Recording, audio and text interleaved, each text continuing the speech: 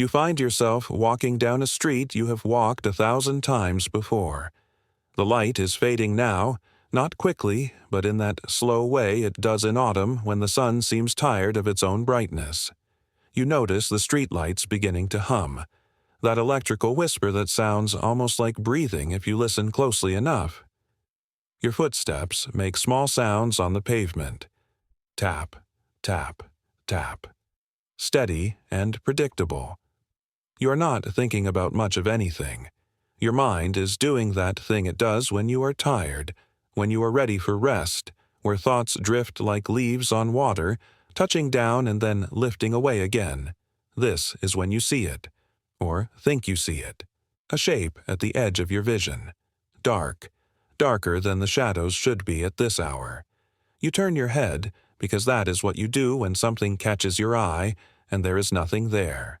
Just the ordinary street, just the ordinary fading light, just a mailbox and a hedge and a parked car with a bumper sticker you cannot quite read from here. You walk on. Tap, tap, tap. But something in you remembers that shape. Something in you has filed it away in a place where mysteries live. This is how it begins. Not with a scream, not with a shock, but with a quiet noticing. A small question that plants itself in the back of your mind like a seed in dark soil. What was that? Did I see something? Or did I just think I saw something? The difference between those two things is smaller than you might imagine. Thinner than paper. Thinner than the skin between waking and sleeping. You have heard stories, maybe. Everyone has heard stories. The internet is full of them now, thousands and thousands of people describing the same thing. A figure in the corner of the room. A shape that moves when you are not quite looking at it. Something tall and thin and impossibly dark standing at the foot of the bed. Sometimes wearing a hat. Sometimes with red eyes. Sometimes just a silhouette, a person-shaped absence of light. They call them shadow people. The name is simple, almost childlike. Shadow people. As if naming them makes them easier to understand. As if calling them something turns them into something knowable. But where did they come from? Not the sightings themselves, which are everywhere now, spread across forums and late-night conversations and whispered confessions. But the idea, the concept, the very first time someone looked at a shadow and thought, that is not just darkness. That is something else. That is someone else. Where did that moment happen? When did shadows stop being the simple absence of light and become something that watches back? You are still walking. The street is longer than you remembered. Or maybe you are walking more slowly. Time does strange things when you are tired. It stretches and contracts like a rubber band. You could have been walking for 5 minutes or 50. The shadows are longer now. They reach across the sidewalk like fingers. You step over them without thinking. We all do. We have learned not to fear our own shadows. We have learned that the dark shape following us is just us, just our own body blocking light. But what about the shadows that do not quite match? The ones that move a fraction of a second too late or too early? The ones that seem just a little bit wrong? There was a time before electric lights. This is important to remember. There was a time when darkness was not something you could chase away with the flip of a switch. When night meant real night. Deep night. The kind of darkness that was total and complete and full of sounds you could not identify. In those times, people knew darkness differently. They respected it. They feared it. They told stories about it. And in those stories, darkness was never empty. It was always full of something. Gods. Demons, spirits, thieves, wild animals. The darkness was crowded with possibility. You pass a house with all its lights on, every window glowing. It looks warm in there, safe. You can see the blue flicker of a television through the curtains. Someone is watching something. Someone is comfortable. Someone is not thinking about shadows. You walk on. The next house is dark, completely dark. Not a single light. Either no one is home or they have already gone to sleep. You wonder which. You wonder if they dream. You wonder what they dream about. The shadow people, the ones people report seeing now, have certain characteristics. They are consistent in strange ways. Most people say they are tall, taller than a regular person, thin, made of darkness that is somehow darker than regular darkness. They appear at the edge of vision. They move quickly when you try to look at them directly. They seem to watch, to observe. They do not speak. They do not touch. They just stand there, or crouch there, or lean there. Present, impossible, undeniable to the person seeing them. But here's the interesting part, the curious part, the part that makes you think. These descriptions, these very specific descriptions, are relatively new. You can search through old books, old newspapers, old letters, and diaries, and you will not find much that sounds exactly like the shadow people of modern reports. Oh, you will find shadows. You will find darkness. You will find phantoms and specters and ghosts. But the specific entity we call shadow people, with their specific characteristics, that seems to be a recent invention, or a recent discovery, depending on how you think about these things. So where did they come from? How did thousands of people across the world start seeing the same thing, or start describing the same thing in the same way? This is the quiet mystery. This is the question that sits in the dark and watches you while you are not quite looking at it. You are walking past a park now. A small neighborhood park with swings and a slide and one of those spinning things that always made you dizzy as a child. The park is empty. Of course it is. Empty. It is getting late. Children are inside now, doing homework or eating dinner or watching that television you saw flickering. The park equipment stands still and silent, metal and plastic waiting for morning. You can see the swings swaying just slightly, just barely. There must be a breeze. You cannot feel it, but there must be a breeze. What else would make the swings move? Let us go back.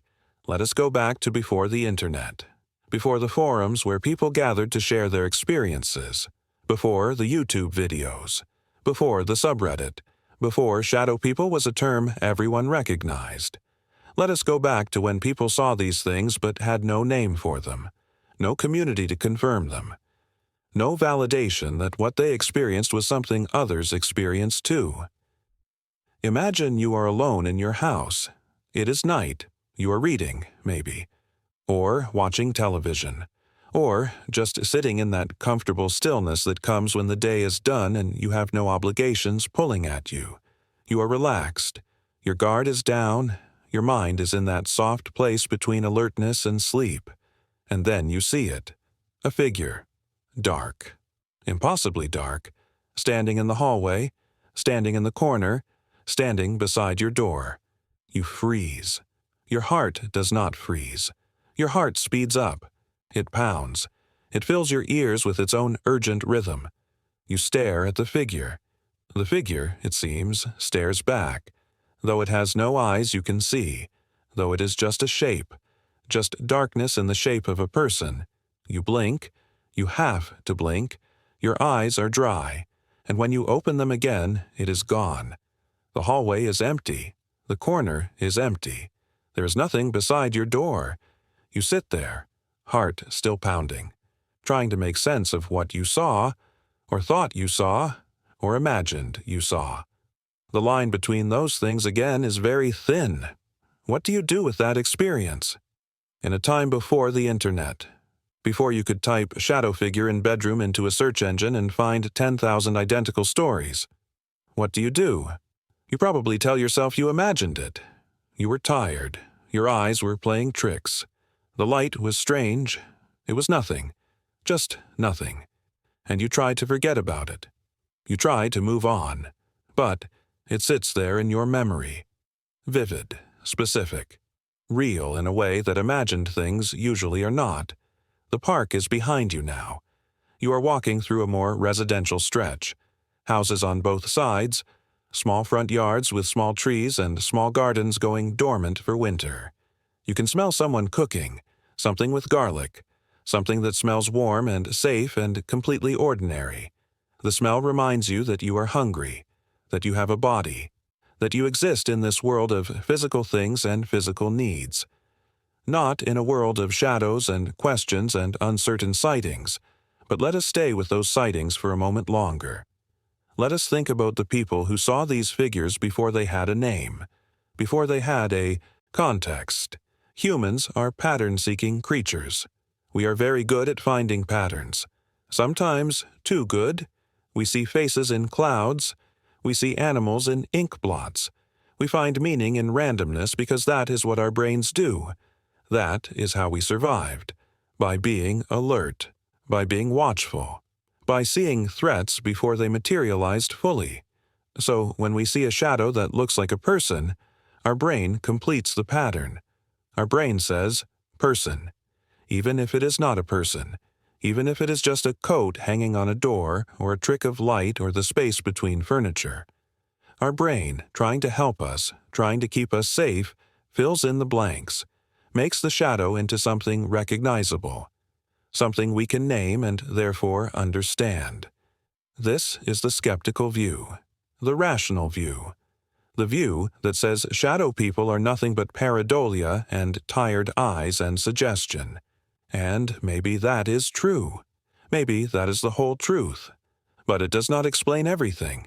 It does not explain the consistency. It does not explain why so many people separately, with no contact with each other, described the same thing before there was a shared vocabulary for it.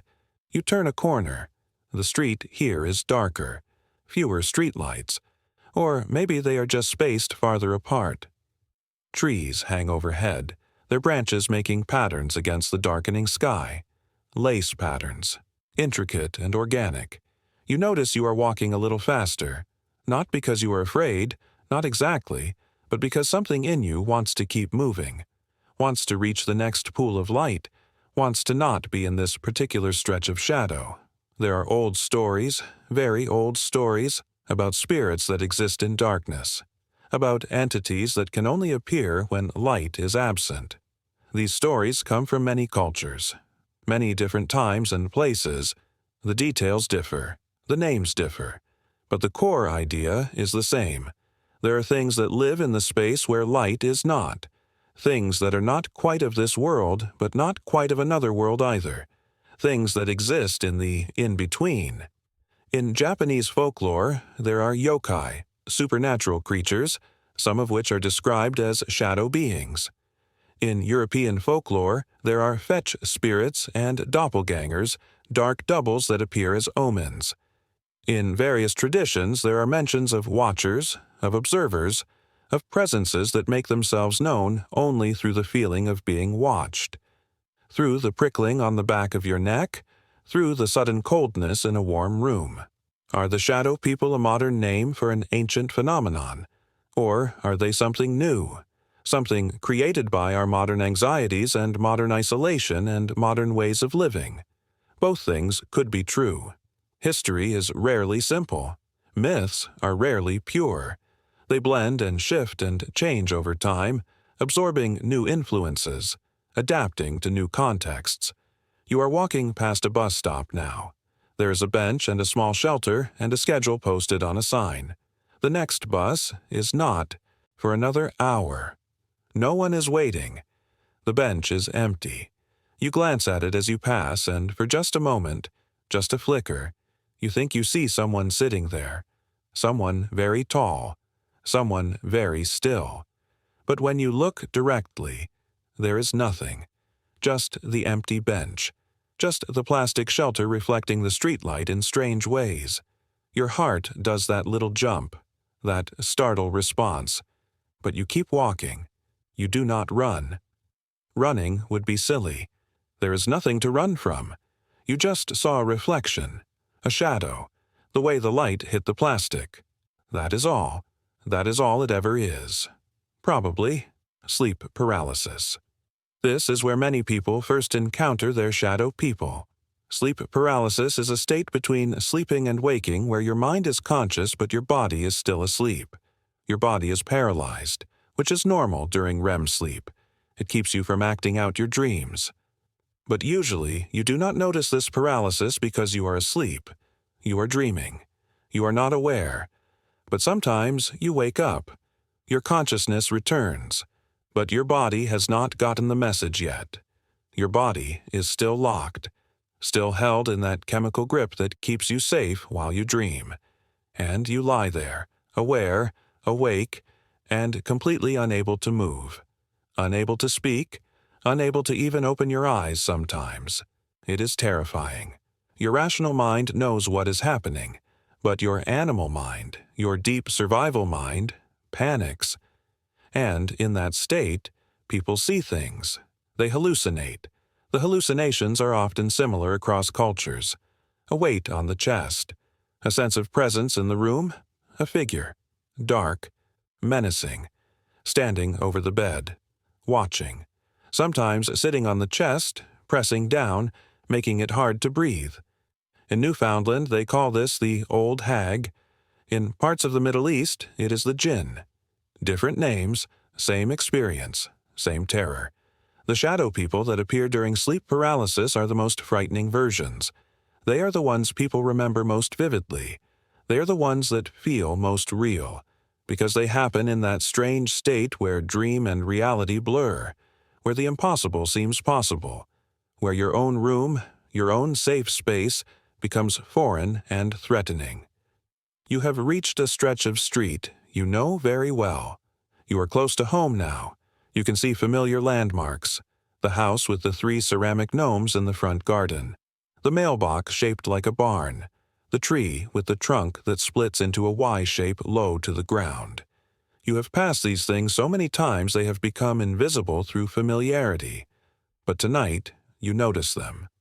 Tonight, everything seems a little more present, a little more there. Science has explanations for sleep paralysis. Good explanations. It happens when your sleep cycle is disrupted, when you are very tired, when you are stressed, when you sleep in an unusual position or at an unusual time. The hallucinations are generated by your own brain, misfiring, in that confused state between sleep and wake. They are not real. They are not external. They are you, creating fear from nothing, because that is what brains sometimes do. But tell that to someone who has experienced it. Tell them their terror was imaginary. Tell them the figure they saw was just a hallucination. They will nod. They will agree on an intellectual level. But the experience remains. Vivid. Undeniable. More real than real. And once you have seen your shadow person during sleep paralysis, you start seeing them other times too. In doorways, in corners, at the edge of your vision when you are tired, because now you know they exist. At least some part of you knows. Some part of you believes. This is how myths grow. This is how legends spread. Not through truth or falsehood, not through fact or fiction, but through experience, through the sharing of something that felt real, regardless of whether it was real. The feeling is what matters. The feeling is what sticks. You turn onto your own street. You can see your house from here, lights on in the front window, warm, welcoming, safe. You feel a small release of tension you did not know you were holding. Almost home. Almost there. Almost back to the world of locked doors and familiar furniture and controllable light. But before we get there, before we reach that safety, let us think about fear. Real fear, not the fun fear of a horror movie or a roller coaster, but the deep fear, the primal fear, the fear that lives in your body, not your mind, the fear that existed before language, before humans even were humans. That fear is old, older than civilization, older than tools. It is the fear of being prey, of being hunted, of being watched by something that means you harm. Our ancestors lived with that fear constantly. Every shadow could hide a predator. Every sound could mean danger. Hyper-vigilance was survival. Paranoia kept you alive. We do not live in that world anymore. Most of us do not face predators, do not face immediate physical danger on a daily basis. We have built walls and lights and systems of safety. We have pushed back the darkness, literally and figuratively. But the fear remains, coded into us, built into our nervous systems, and it has to go somewhere. It has to attach to something. Maybe shadow people are what we have created to hold that fear. Maybe they are the shape we have given to that ancient dread, the formless anxiety that we no longer need but cannot shake. They are fear with a figure, terror with a form, the impossible made into something almost graspable. Your hand is on your gate now. The metal is cold under your fingers. You push it open. It creaks slightly. You have been meaning to oil those hinges for weeks. You walk up the path to your front door. Behind you, the street is quiet, empty. The shadows lie where shadows should lie. Nothing moves that should not move. Nothing watches that should not watch.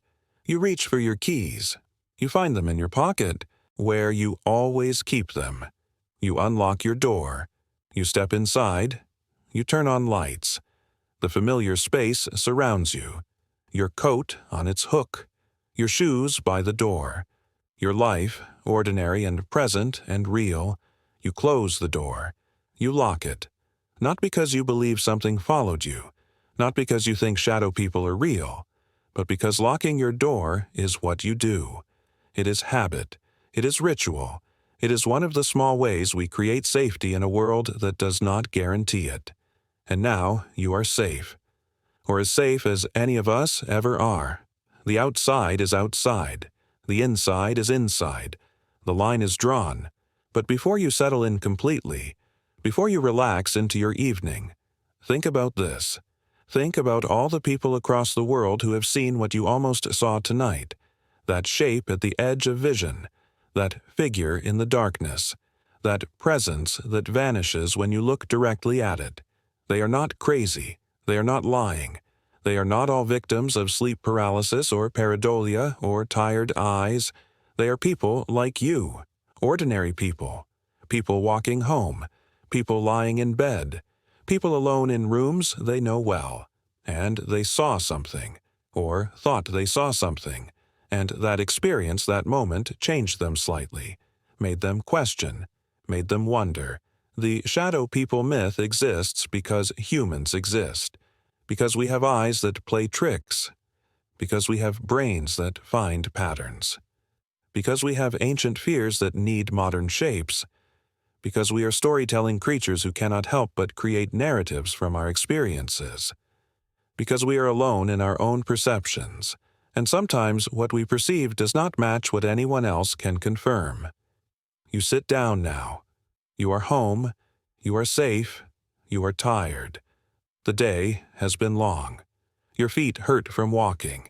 Your mind is ready to slow down, to stop asking questions, to stop looking for answers.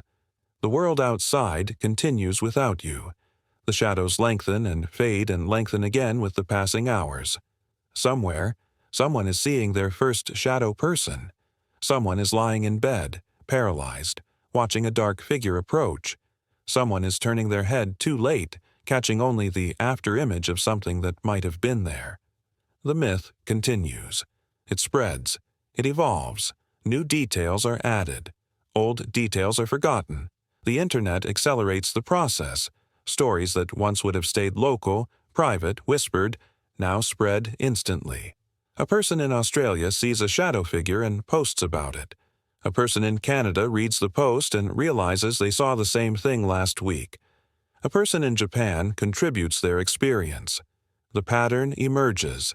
The consistency becomes undeniable. Is this proof? Is this confirmation? Or is this just how myths work in the digital age? How suggestion spreads at the speed of light?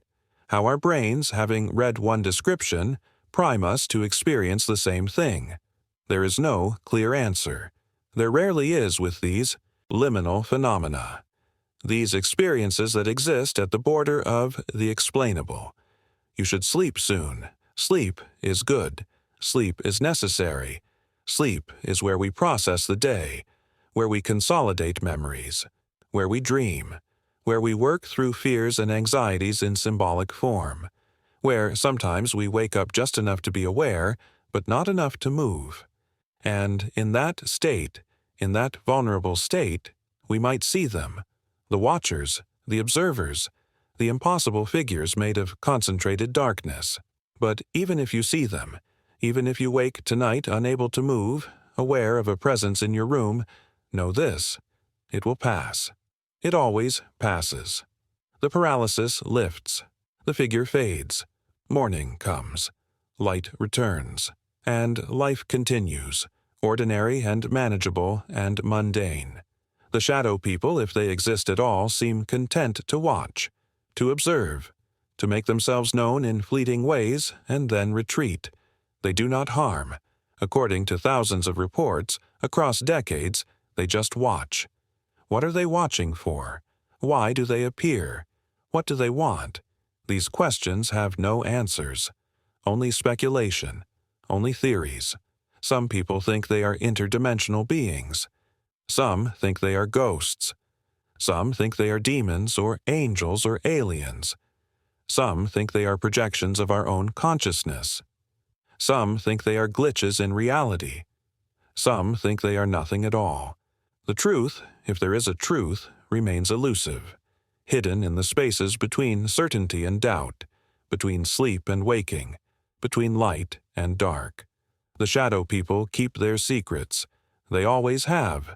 They probably always will. And maybe that is for the best. Maybe some mysteries are meant to remain mysterious. Maybe some questions are more valuable than their answers. You turn off the lights downstairs. You check the locks one more time. You climb the stairs to your bedroom. Each step is familiar. You could do this in complete darkness. You have done this in complete darkness. Muscle memory guides you. You reach your room. You change into comfortable clothes. You brush your teeth. You go through the routines that signal to your body and brain that sleep is coming, that the day is done. You get into bed. The sheets are cool and clean. The pillow is soft. You arrange yourself in your preferred position, on your side, on your back, however you sleep. You close your eyes. The darkness behind your eyelids is complete, soft, restful. This darkness is yours. This darkness is safe. And as you drift, as consciousness begins to blur and soften, as thoughts become less linear and more dreamlike, remember this: the shadows in your room are just shadows. The darkness is just the absence of light. Nothing is watching. Nothing is waiting. There are no impossible figures, no dark observers, no shadow people standing in your corner or at the foot of your bed. Probably, most likely, almost certainly. But if you do see something tonight, if you wake in that strange state between worlds and find you cannot move, if you sense a presence, if you catch a glimpse of something that should not be there, do not panic. Breathe. Remember it will pass. Remember thousands of others have experienced the same thing. Remember you are not alone in this, even though you feel alone. Remember that fear, ancient and deep as it is, cannot actually hurt you. Only what is real can hurt you. And the shadow people, whether they exist or not, seem to exist in a space beyond harm, beyond action, beyond anything but observation. They watch, if they exist at all. And watching, ultimately, is passive. Watching changes nothing. Watching is just witnessing. And perhaps that is what they are: witnesses, observers, keepers of the spaces we do not understand, guardians of mysteries we cannot solve, reminders that for all our science and light and locked doors, there are still things we do not know, things we cannot quite see, things that live in the peripheral vision of reality itself. Sleep now. Let go of the questions. Let go of the unease. Let your breathing slow. Let your muscles relax. Let your mind drift into dreams where logic does not apply and anything is possible, where shadows dance and speak, where impossible things happen with dream consistency, where you are safe because nothing in dreams can follow you into waking, nothing except the memory, nothing except the wondering. The shadow people, if they visit your dreams tonight, will be less frightening there. In dreams, they are just another character, just another element in the constantly shifting landscape of sleep. They have no more power there than anything else your mind creates. They are pixels in the movie your brain is screening. They are threads in the story you are telling yourself. When you wake, when morning light fills your room and birds are singing and the world is solid and real again, the shadow people will seem distant, silly even. How could you have been unsettled by shadows? By tricks of tired eyes? By the common human experience of seeing patterns where none exist? You will laugh at yourself, maybe. Just a little. The way we always laugh at our nighttime fears when we see them in daylight. But tonight, right now, as you settle into sleep, as you pull the blanket up and find that perfect, comfortable position, as your breathing evens out and your heartbeat slows, they exist. The shadow people exist in that space between belief and disbelief, between knowing and not knowing. They exist because humans need them to exist, because we need mysteries, because we need reminders that we do not understand everything, that we cannot control everything, that darkness, no matter how much we fight it, still exists, and in that darkness shapes form. Figures stand, shadows watch, not with malice, not with intention, but with the simple presence of being there, of existing in the spaces we cannot fully illuminate, the corners we cannot quite see into, the peripheral vision we cannot turn fast, enough to catch. Let them watch. Let them observe. Let them stand in their corners and doorways and edges. They take nothing from you. They demand nothing of you. They are simply there, part of the taxonomy of strange human experiences, part of the folklore of our time, part of the story we tell about what it means to be alive and aware and occasionally afraid in a universe that contains far more darkness than light. Your breathing is very slow now. Your thoughts are fragmenting, dissolving, becoming nonlinear, becoming dream. You are almost asleep, almost gone from this waking world into that other place, that place where shadow people and regular people are not so different, where everything is shadow, where everything is possible, where the rules we rely on do not apply. Go there. Rest there. Let the night hold you. Let the darkness be comfortable. It is not your enemy. It never was. Darkness is just the natural state of the universe. Light is the aberration.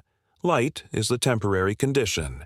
We came from darkness and we return to darkness, and all our fears of it are just nostalgia for a time we do not remember. A time before birth, before self, before the burden of being aware. The shadow people understand this. Maybe that is why they are made of shadow. Maybe they are more honest than we are, more willing to be what they are without apology, without explanation. They do not need to justify their existence. They do not need to be understood. They simply are, present, observing, part of the vast mystery of consciousness and perception, and the strange, inexplicable experience of being alive. Sleep now, deeply, fully, without fear, without questions. The mysteries will still be there tomorrow. The shadow people will still be reported. The forums will still fill with stories. The debate will continue. Skeptics and believers will argue. Science will offer explanations. Experience will insist on its own reality. The gap between those two things will remain. But you do not need to solve it tonight. You do not need to know whether they are real. You just need to rest, to let your body repair, to let your mind process, to let sleep do what sleep does. And if shadows visit you tonight, if you wake and cannot move and see a figure that should not be there, remember this: it will pass. It always passes. You are safe. You have always been safe. The shadow people, real or imagined, have never harmed anyone. They just watch. They just observe. They just stand there, silent and still, until you look away. And when you look back, they are gone. They are always gone when you look back. That is their nature. That is their defining characteristic. They exist in the moment of seeing and vanish in the moment of confirming. They are quantum observers, collapsing their own wave function the instant you try to measure them. Real only in the peripheral. True only in the uncertain. Present only in doubt. What a strange existence that must be. to be seen but never confirmed, to be experienced but never proven, to be feared and discussed and documented but never captured, never photographed clearly, never recorded definitively, always just out of reach, always just beyond the threshold of absolute certainty, living in the space between yes and no, between real and unreal, between possible and impossible. Maybe they like it there. Maybe that is where they belong. In the margins, in the footnotes, in the late-night conversations and the internet forums and the sleep paralysis episodes. Maybe they do not want to be proven. Maybe being known would diminish them. Maybe mystery is their substance, uncertainty their essence. Maybe they are made of the very questions we ask about them. You are asleep now, or nearly so. The words are reaching you but not quite registering. Sounds without full meaning. Rhythms without need for comprehension. Your conscious mind has clocked out for the night. Your unconscious mind has taken over. It does not care about shadow people. It does not care about myths or legends or urban folklore. It cares about processing your day, about sorting memories, about problem-solving and metaphor, about dreaming. So, dream. Dream of anything. Dream of everything. Dream of ordinary things made strange. Dream of impossible things made mundane. Dream of flying or falling or being late for something important. Dream of people you know and people you have never met. Dream of places that exist and places that could never exist. Dream the way only humans can dream. Chaotically, symbolically, emotionally, meaningfully meaningless. And if shadow people appear in your dreams, they will be different there. They will speak, maybe. They will move normally. They will be integrated into your dream logic, which is its own peculiar logic, where nothing needs to make sense but everything feels significant.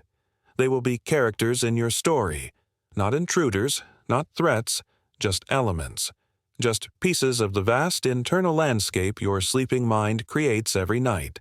This is their other home, the shadow people, not just in the corners of rooms and the edges of vision, but in dreams, in the collective unconscious, in the shared symbols that humans have always created to give form to formless fears. They are dream figures that have leaked into waking, nightmares that learn to exist in daylight, impossible things that insist on being possible. Or they are nothing. They are tired eyes and pattern recognition and sleep paralysis and suggestion, and the very human need to find meaning in randomness. They are what happens when you stare into darkness and darkness stares back, not because it has eyes, but because you need it to have eyes. Because being watched is less frightening than being alone. Because a shadow person is less terrifying than a universe that contains no persons at all. Just matter. Just physics. Just the blind machinery of existence grinding on without purpose or witness. Maybe we invented shadow, people, because we need them. Because we need to believe something is watching. Something is bearing witness to our lives, even if that something is dark, even if it is frightening, even if it vanishes when we look directly at it. At least it is something. At least we are not alone. At least someone, somewhere, is paying attention. Your breath is so slow now, deep and even. Your heartbeat has settled into its resting rhythm. Your body is completely relaxed, surrendered to sleep, to rest, to the nightly necessity of not being conscious, of not being in control, of letting go completely. This is trust. This is faith, that you will wake again, that morning will come, that the darkness is temporary, that sleep is safe, and it is safe. It is. All the times you have slept before, all the times you will sleep again, each time you surrender, each time you return. Sleep is not death. Sleep is not danger. Sleep is just sleep. Necessary, natural, universal among living things. We all do it. We all must do it. Even the shadow people if they sleep. Even the watchers must rest sometimes, must close whatever they have instead of eyes. must retreat from the edges of vision into some unknowable elsewhere. Where do they go when they are not being seen? Do they exist at all when no one is perceiving them? These are questions for philosophers, questions about the nature of reality and observation and consciousness, questions that have been asked since humans learned to ask questions. If a shadow falls in a forest and no one is there to see it, is it still a shadow? Or is it just darkness? Or is there no difference? You are dreaming now, fully, deeply. The words have become background, texture, white noise. They no longer carry distinct meaning. They are just sound, just rhythm, just the gentle push of language guiding you deeper into sleep, into rest, into the restorative unconsciousness that keeps you alive and sane and functional. Dream well. Dream deeply. Let the night take you. Let the stories fade. Let the shadow people return to wherever they came from. Or let them watch. Let them observe. Let them stand in their corners with their impossible darkness and their inexplicable presence. They cannot hurt you. They have never hurt anyone. They are observers only, witnesses, keepers of the peripheral, guardians of the uncertain, and in the morning, when you wake, the world will be ordinary again. The sun will rise, light will fill your room, the shadows will retreat to their proper places, cast by solid objects in predictable ways. The laws of physics will apply, the rules of reality will be firmly in place, and the shadow people will seem like nothing more than a story, a legend, an urban myth for the digital age, something people talk about but no one really believes in. Not really, not in the daylight, not when you can see everything clearly. But tonight, right now, in this moment of deepest rest, they can be real. They can exist, not as threats, not as dangers, but as mysteries, as reminders, as the price we pay for consciousness, for being aware enough to question, to wonder, to see shapes in darkness and ask what they are, to wake in the night and sense a presence and feel that ancient fear rise up, cold and sharp and undeniable. That fear is human. That questioning is human. The shadow people, real or not, are deeply human.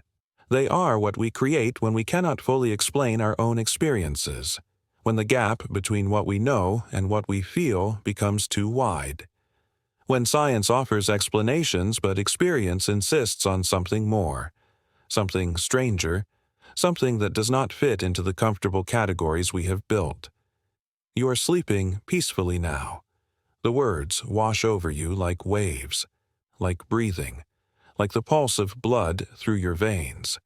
They are part of the machinery of sleep, part of the gentle mechanism that keeps you under, that keeps you resting, that gives your body the time it needs to heal and your mind the space it needs to reorganize itself.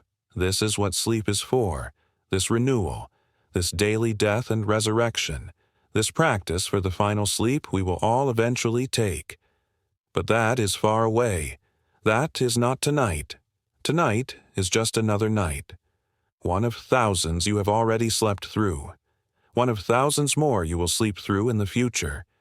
Each night the same ritual, the same surrender, the same trust that morning will come. And it always does. Morning always comes. Light always returns. The darkness is temporary. The shadows are temporary. The fear is temporary. Everything passes. Everything changes. Everything flows from one state to another in endless cycle. The shadow people understand this too. They exist in flux, in transition, in the moments between states. They are not solid, not permanent, not fixed. They appear and disappear. They exist and do not exist. They are observed and unobserved in the same moment. Schrodinger's observers, both there and not there until the wave function collapses, until you turn your head, until you look directly, and then they are definitely not there, definitely gone, the possibility resolving into absence. What does it mean to exist like that? To be conditional, to be dependent on the conditions of observation, To have your reality determined by someone else's perception. Is that a kind of existence at all? Or is it something else entirely, something we do not have words for because we have never experienced it ourselves, because our existence is solid, confirmed, witnessed by mirrors and photographs and other people. We exist continuously, reliably, predictably. The shadow people do not have that luxury or that burden. They exist in glimpses, in moments, in the brief instant between noticing and confirming. That is their entire existence, that flash, that possibility, that moment of maybe, and then nothing. Collapse back into potential, into uncertainty, into the vast space of things that might be but are not quite. You shift in your sleep, your body adjusting, finding a more comfortable position. Your muscles are completely relaxed now, that deep relaxation that only comes in sleep, when you are not trying, when you are not controlling, when you have given up the exhausting work of being conscious and let your body take over. Your body knows what to do. It has been doing this since before you were born, since you were just cells dividing in darkness, since you were possibility yourself, potential, not yet witnessed, not yet confirmed. We all start as shadow people in a way, existing but not observed, present but not yet proven, alive but not yet separate. We exist in the dark space of the womb, growing, forming, becoming, and then we emerge into light, into observation, into the world of confirmed existence, and from that moment on we are seen, we are witnessed, we are real in a way we were not real before, even though we existed before, even though we were alive before. Observation changes things. Witness makes us solid. Maybe the shadow people are envious of that. Maybe they want to be observed fully, to be confirmed, to be known. Maybe that is why they keep appearing, why they keep standing in corners and doorways, why they keep presenting themselves at the edge of vision. They are trying to become real, trying to cross over from potential into actual, from possible into certain, but they cannot quite manage it. Something prevents them. Some rule, some law, some boundary they cannot cross. Or maybe they do not want to cross it. Maybe they prefer the edges. Maybe they like being uncertain. Maybe solidity would be a prison for them. Maybe they are freer in their flickering half-existence than we are in our continuous confirmed presence. Maybe they pity us, stuck in our bodies, stuck in our verified reality, unable to slip away, unable to vanish when observed, unable to exist in pure potential. These are strange thoughts, dream thoughts, the kind of thinking that only makes sense in the space between waking and sleeping, where logic is loose, where categories blur, where opposites can be true simultaneously. This is the space the shadow people inhabit, not in the physical world, not in rooms and hallways and street corners, but in this mental space, this liminal consciousness, this borderland where the rules are different. You are deep in that borderland now, so deep that you cannot tell if you are thinking or dreaming, if these words are external or internal, if you are hearing them or generating them yourself. The boundary has dissolved. The distinction has collapsed.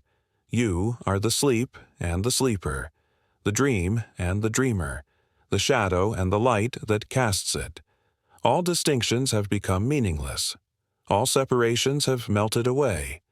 This is the deepest rest, the most complete letting go, where you are not yourself anymore, not an individual, not a separate entity, just consciousness itself, just awareness floating in the void.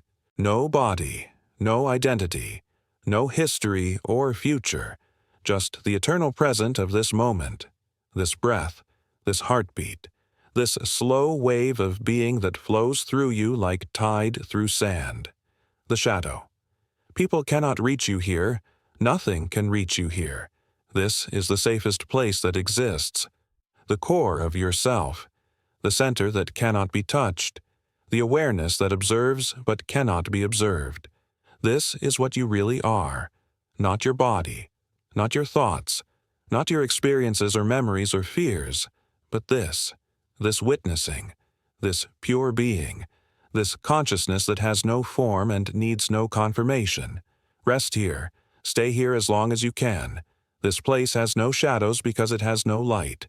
It is before light, beyond light, the source from which light emerges and to which it returns. Here, the shadow people do not exist because nothing exists. There is only being, only the simple fact of existence without content, without form, without question. But even this will pass. Even this deepest rest will eventually release you. Your consciousness will rise again, will gather form, will remember itself, as a person, as someone with a name and a life and a body lying in a bed. You will return to the surface, to the world of distinct things, to the realm where shadows are separate from light, where observers are separate from observed, where you are, you, and everything else is not you. And when you return, perhaps hours from now, when morning light touches your closed eyelids and birds are singing their territorial songs and the world is solid again, you will have forgotten this depth, this dissolution, this temporary death of the ego. You will wake up feeling refreshed without knowing why, rested without understanding what rest really means.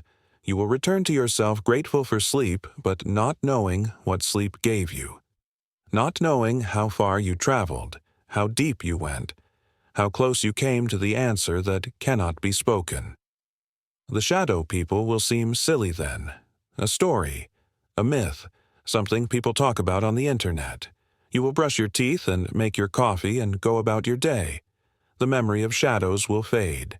The unease will dissipate. The questions will seem less urgent. Life will reassert itself with all its ordinary demands and distractions. And that is good. That is healthy.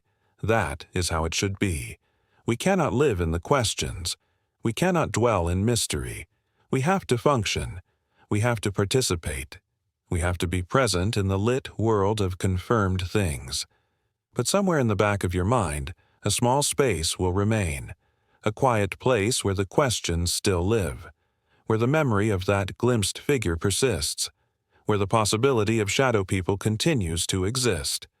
Not as belief, not as certainty, but as maybe, as perhaps, as the acknowledgement that for all we know, for all we understand, there are still gaps, still spaces, still corners we have not fully explored, and in those corners, in those gaps, in those unexplored spaces, anything might exist. Shadow people. Other things. Things we have no names for. Things we have never imagined. The universe is larger than our understanding. Reality is stranger than our categories. Consciousness is deeper than our explanations. We know so much, we understand so much, but we do not know everything. We do not understand everything. There are mysteries still. There will always be mysteries. The shadow people are one such mystery. Small, harmless, possibly imaginary, but persistent, consistent across reports, experienced by people who have no reason to lie, who gain nothing from sharing their stories, who sometimes feel foolish for even mentioning it, but they mention it anyway, because the experience was real to them, because something happened, because they saw something, or thought they saw something, and that experience demands acknowledgement, demands expression, demands to be shared. This is what humans do. We share our experiences, we tell our stories, we try to make sense of the strange and the unexplained. We look for patterns, we seek confirmation. We want to know we are not alone, not in our joys, not in our sorrows, and not in our weird, inexplicable, possibly paranormal experiences. We want to know that others have seen what we have seen, felt what we have felt, wondered what we have wondered.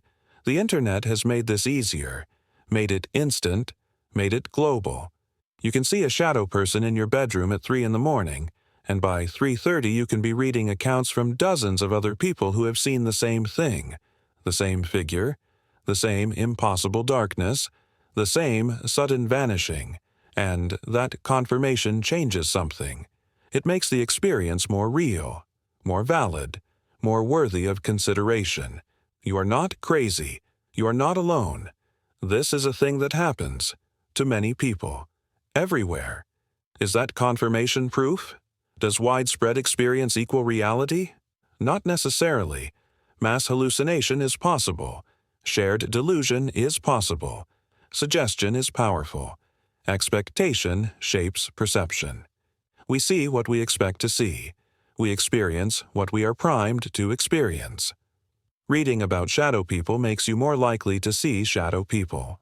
The brain, helpful as always, provides what you are looking for, completes the pattern, fills in the blanks. But what about the people who saw them before?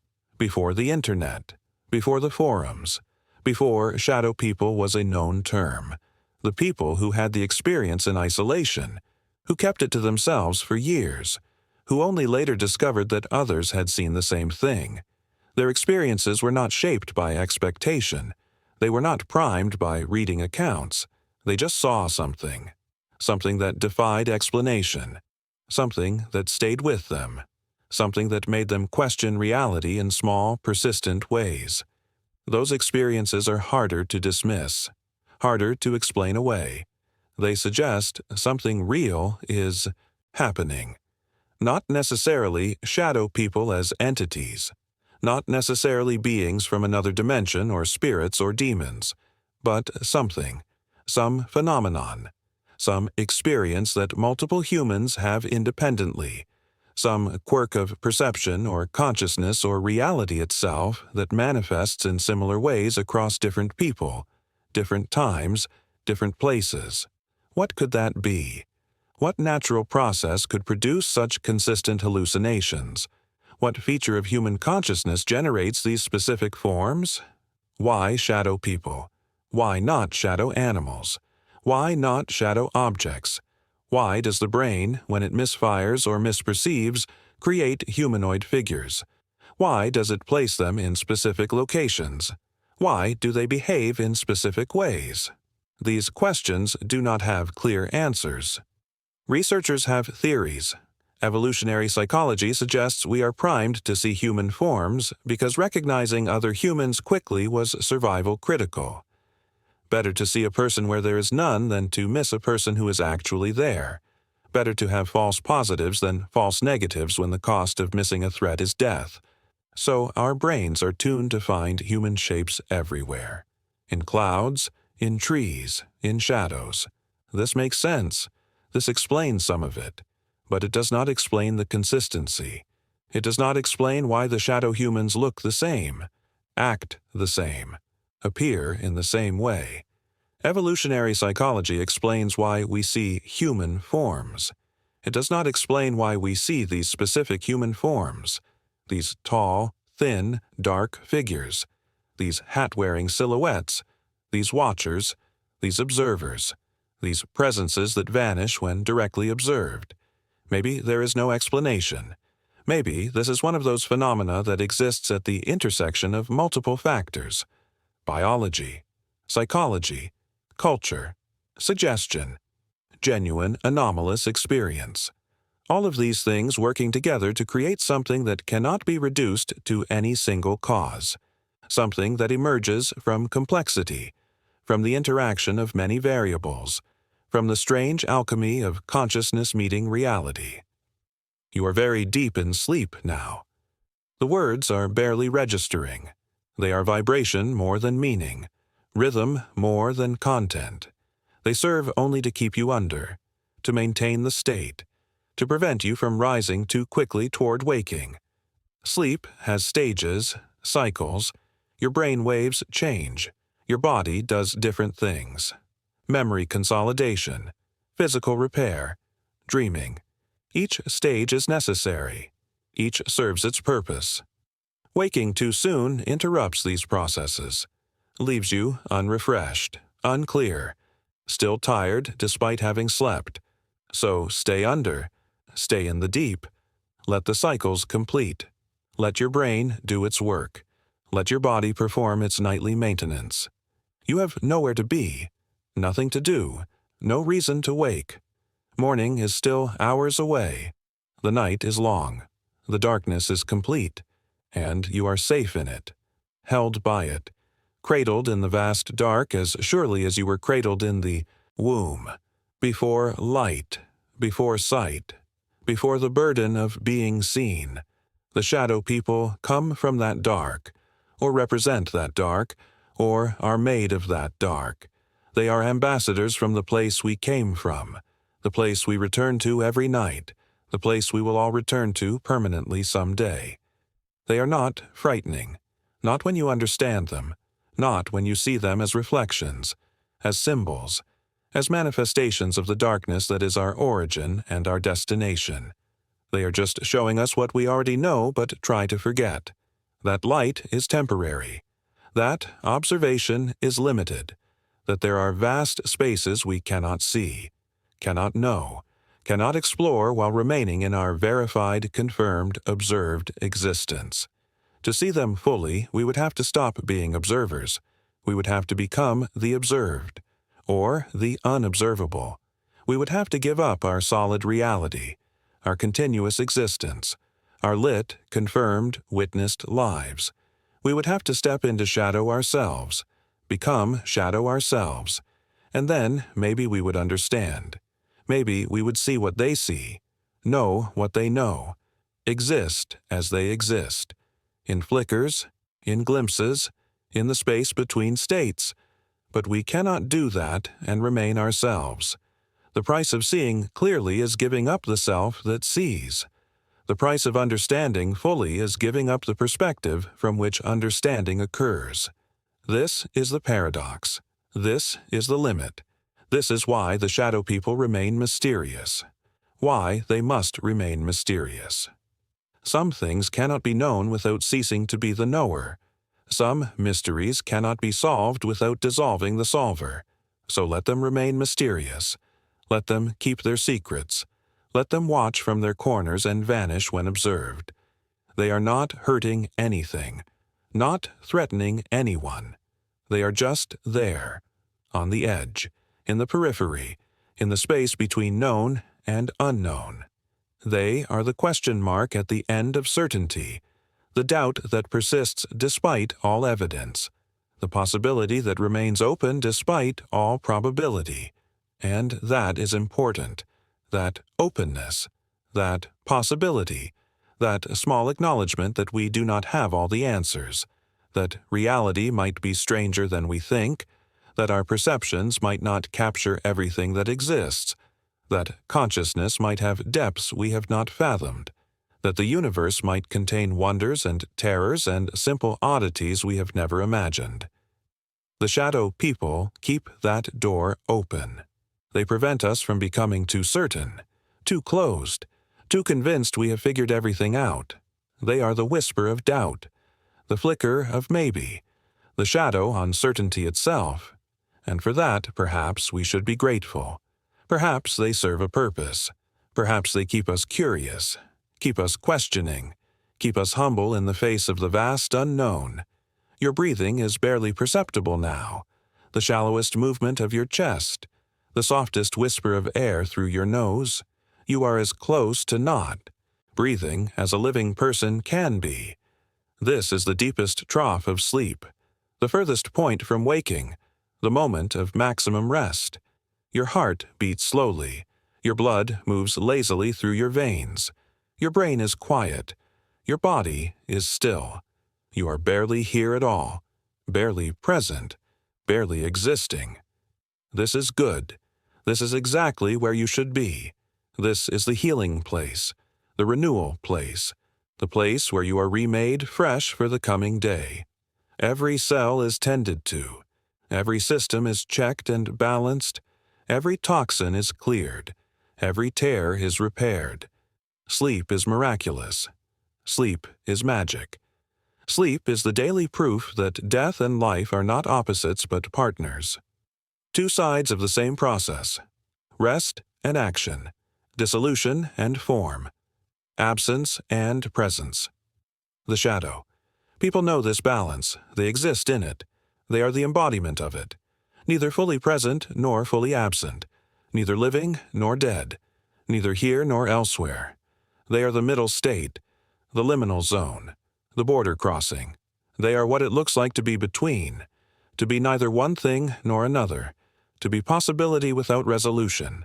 We fear that state. We humans, we like our categories clear, our boundaries distinct, our definitions precise. Something is alive or dead, present or absent, real or imaginary. We do not like the in-between. We do not trust the liminal. We try to resolve everything, to force it into one category or another, to make it definite, certain, known. But some things resist that forcing. Some things remain stubbornly indefinite, persistently uncertain, consistently liminal. The shadow people are such things. They will not be resolved. They will not be pinned down. They exist in the question and vanish in the answer. They are made of uncertainty, formed from doubt, shaped by the gap between perception and confirmation. And maybe that is their gift to us. Maybe they teach us to live with uncertainty, to accept that some questions have no answers, that some experiences cannot be verified, that some mysteries will never be solved. We live in a culture that demands certainty, that values answers over questions, that sees mystery as a problem to be solved rather than a reality to be accepted.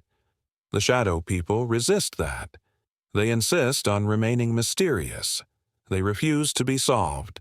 This frustrates some people, makes them angry, makes them dismiss the entire phenomenon as nonsense. If it cannot be proven, it does not exist. If it cannot be measured, it is not real.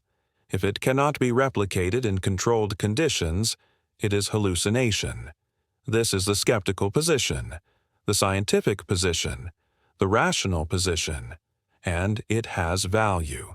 It protects us from credulity, from believing every wild claim, from losing ourselves in fantasy. But it also has limits. It cannot account for subjective experience. It cannot measure the unmeasurable. It cannot prove the unprovable. And some things, perhaps most things about human consciousness, fall into that category. Feelings, perceptions, qualia, the what it is like to be you. These things are real, undeniably real. You experience them constantly, but they cannot be proven to anyone else. They cannot be measured objectively. They exist only in your subjective experience, and yet they are the realest things you know, more real than any external fact, more certain than any scientific truth. The shadow people exist in that subjective space. They are experienced, they are felt, they are seen, but they cannot be captured, cannot be studied, cannot be brought into the objective realm. They remain forever private, forever personal, forever unverifiable, and that is frustrating. That is unsatisfying. But that does not make them unreal. It just makes them a certain kind of real, the kind that cannot be shared, the kind that cannot be proven, the kind that exists only in experience. And experience ultimately is all we have.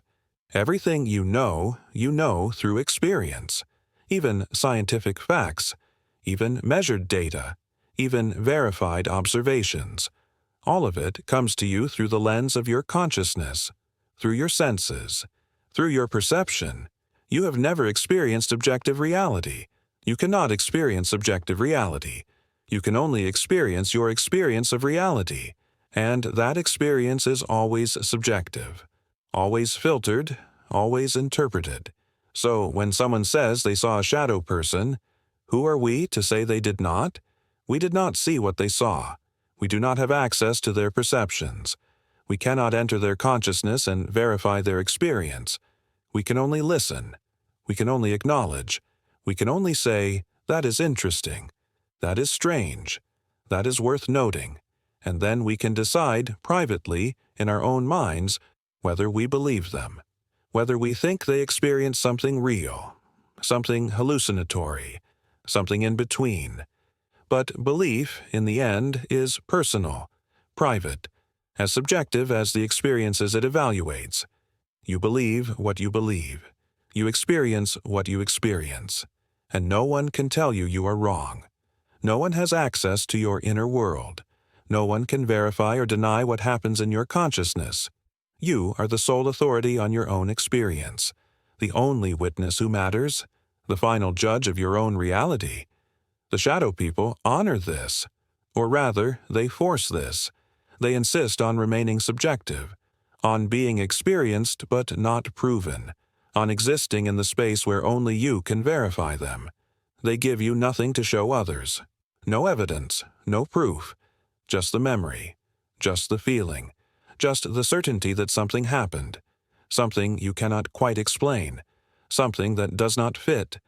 And maybe that is what they are, the things that do not fit, the experiences that fall outside our explanatory frameworks, the perceptions that resist categorization, not supernatural, not paranormal, just anomalous, just weird, just the rough edges of reality where our neat theories start to fray, where the clean lines blur, where certainty gives way to maybe.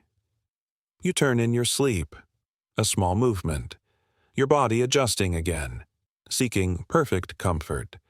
The blanket has shifted slightly. Your arm has gone a little numb. Small discomforts that your sleeping body addresses automatically, without waking you, without disturbing your rest. Your autonomic nervous system handles it, makes small corrections, keeps you comfortable enough to remain asleep.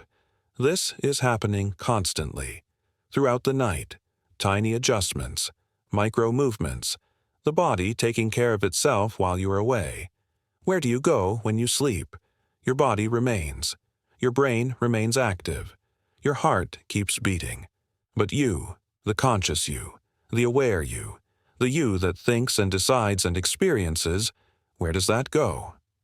Into dreams, sometimes. Into that strange theater where impossible things happen and you accept them without question. But other times, like now, you go nowhere. You simply cease. You are not having experiences, you are not aware, you are not present, you are gone. This is the mystery of consciousness. It can turn off, it can disappear completely, and then return. Hours later, as if no time has passed, you go to sleep and wake up, and the intervening hours are nothing to you. A blank, a gap, a period of non-existence. You were not there. You did not experience it. It did not happen to you. You simply skipped forward in time, from night to morning, from tired to rested, from one state to another with no memory of the transition. Death might be like this, just a going away, just a cessation, just consciousness turning off and not turning back on.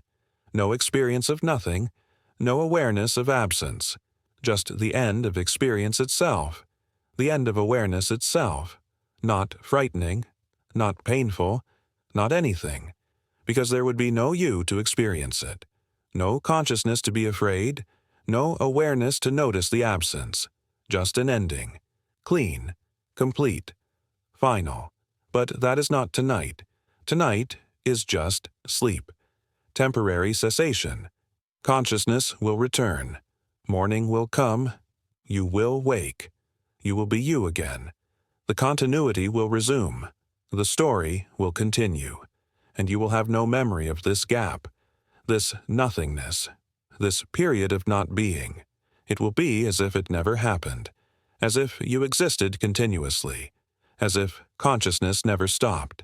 This is the illusion we live with, the comfortable lie, that we exist continuously, that we are always present, that consciousness is constant. But it is not. It flickers. It turns on and off.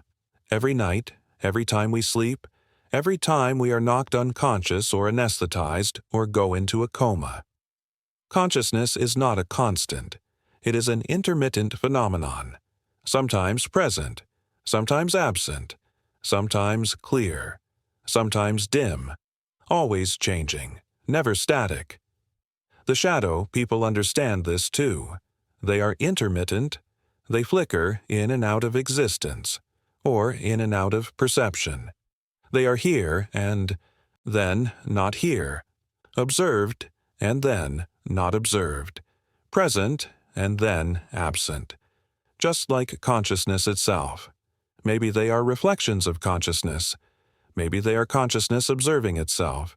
Maybe they are what happens when awareness becomes aware of its own gaps, its own absences, its own intermittent nature.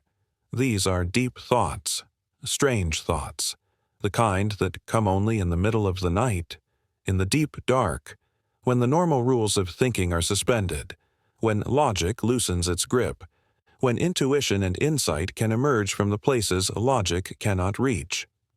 These thoughts feel true even though they cannot be proven. They resonate even though they cannot be verified. They satisfy something even though they answer nothing. Maybe that is enough. Maybe satisfaction is more valuable than answers. Maybe resonance is more important than proof. Maybe the feeling of understanding something is worth more than actually understanding it. We are feeling creatures more than thinking creatures. Our emotions guide us more than our logic. Our intuitions inform us more than our data. We know things we cannot prove. We understand things we cannot explain. And that knowing, that understanding, is real, valid, trustworthy. The shadow people invite this kind of knowing, this felt understanding, this intuitive grasp of something that cannot be put into words. When you see one, if you see one, you will know. Not in your thinking brain, not in your analytical mind, but in your gut, in your bones, in that deep place where certainty lives. You will know you saw something, even if you cannot prove it, even if you later doubt yourself. In the moment, you will know, and that knowing will stay with you, quiet, persistent, undeniable. This is the power of direct experience. It bypasses all the filters, all the skepticism, all the doubt. It goes straight to the core, straight to that place where you simply know. And once you know, you cannot unknow. You can doubt. You can question. You can apply all your rational analysis and logical frameworks. But underneath all that, the knowing remains.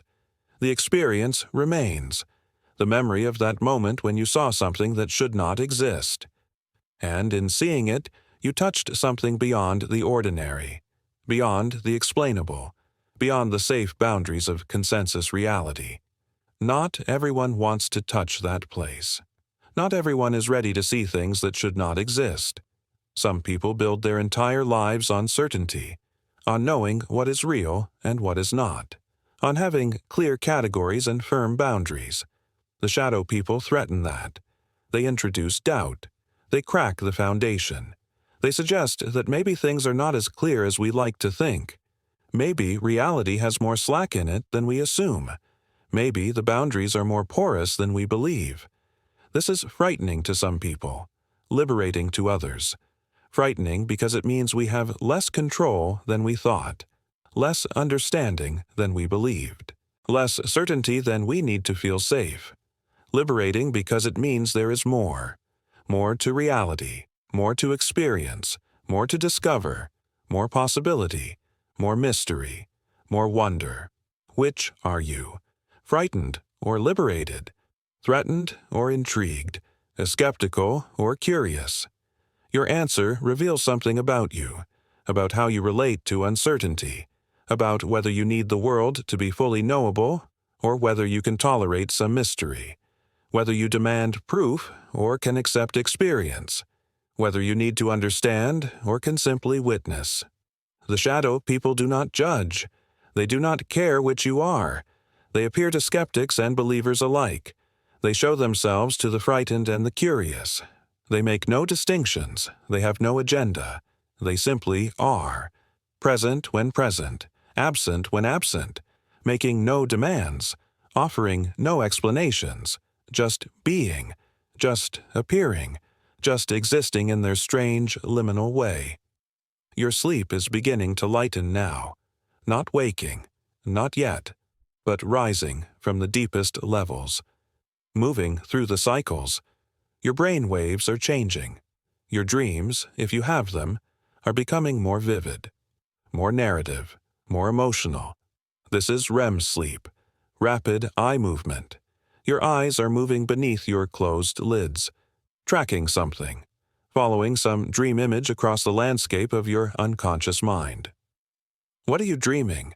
Are there shadow people in your dreams tonight? Are they speaking, moving, doing things they cannot do in waking life? In dreams, they have more freedom, more power, more presence. In dreams, they are not constrained by the rules of waking reality.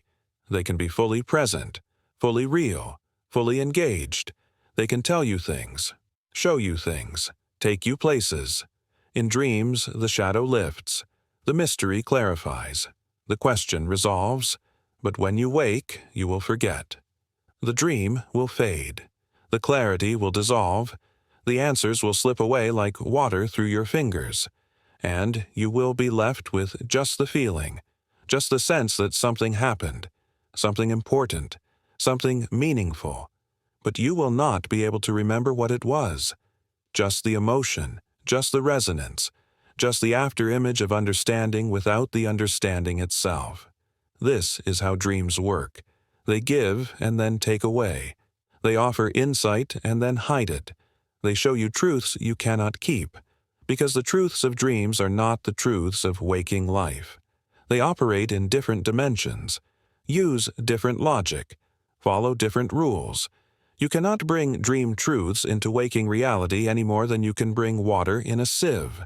They leak out, they evaporate, they disappear back into the unconscious from which they came, but they leave traces, emotional traces, intuitive traces, changes in how you feel about things without knowing why. After a powerful dream, you might wake up feeling different about someone, something, some situation. You will not remember why. You will not know what the dream told you, but the feeling will remain. The shift will have happened. The dream will have done its work even though you cannot remember the dream itself. Maybe shadow people work the same way. Maybe they leave emotional traces. Maybe seeing them changes something in you without you knowing exactly what. Maybe they are not meant to be understood consciously. Maybe they operate on a deeper level, a level below thought, below language, below conscious awareness. Maybe they speak to the unconscious directly, and the unconscious, being unconscious, cannot report back, cannot explain, cannot translate what it learned into words. So the experience remains mysterious, not because there is no meaning, but because the meaning is not accessible to the conscious mind. It lives deeper, in the places where words do not reach, where logic does not apply, where understanding happens without explanation, where change occurs without awareness of what is changing. This is the deepest magic, the oldest mystery, the way humans have always grown and changed and evolved, not through conscious learning, not through deliberate study, but through experience that works on us in ways we cannot perceive, through encounters that alter us in ways we cannot track, through moments that seem small but ripple outward, changing everything slowly, subtly, invisibly. The shadow people, then, might be agents of this kind of change, this unconscious evolution, this mysterious growth. They appear, they are seen, and something shifts, not in what you know, but in who you are, not in your beliefs, but in your being, not in your thoughts, but in your deeper self, the self that cannot speak, cannot explain, cannot even know itself. You are still deep in sleep, still far from waking, but moving closer. The night is passing, time is flowing, the earth is turning, the sun is approaching the horizon though it is still far below, still hours from rising, but approaching, always approaching. Light always comes, morning always arrives, the cycle always completes. This is the promise of the universe, that change is constant, that nothing lasts, that every state gives way to another state, that darkness yields to light, yields to darkness, yields to light in endless rhythm. The shadow people are part of this rhythm. this cycle, this endless alternation. They are the darkness made visible, or trying to be visible, trying to have form, trying to be seen. But darkness cannot be truly visible, cannot have true form. It can only be the absence of light, the space where light is not. And so they flicker. They barely exist. They are always on the verge of vanishing because they are made of something that cannot persist, cannot solidify, cannot become real in the way lit things are real. This is their tragedy, if they have emotions, their limitation, if they have awareness. They want to be seen, but cannot be seen. Want to be known, but cannot be known. Want to exist, but can only half exist. Always at the threshold, always at the edge, always almost, but never quite. This is a kind of suffering, a kind of frustration, a kind of eternal yearning for something they can never have. Or maybe it is not. Maybe they are perfectly content. Maybe they prefer the edge. Maybe solidity would be a prison. Maybe full visibility would be a curse. Maybe they are exactly where they want to be, doing exactly what they want to do, existing exactly as they want to exist. We assume they want what we want, but maybe their wants are different, incomprehensible to us, as alien as their existence. This is the limit of empathy, of understanding.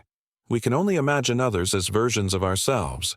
We project our desires, our fears, our needs, onto everything we encounter. We assume trees want sunlight, animals want freedom, beings want to be seen. But maybe these are just our wants, our needs, our projections. Maybe reality is far stranger than we can imagine, full of consciousnesses so different from ours that we cannot begin to comprehend their perspectives.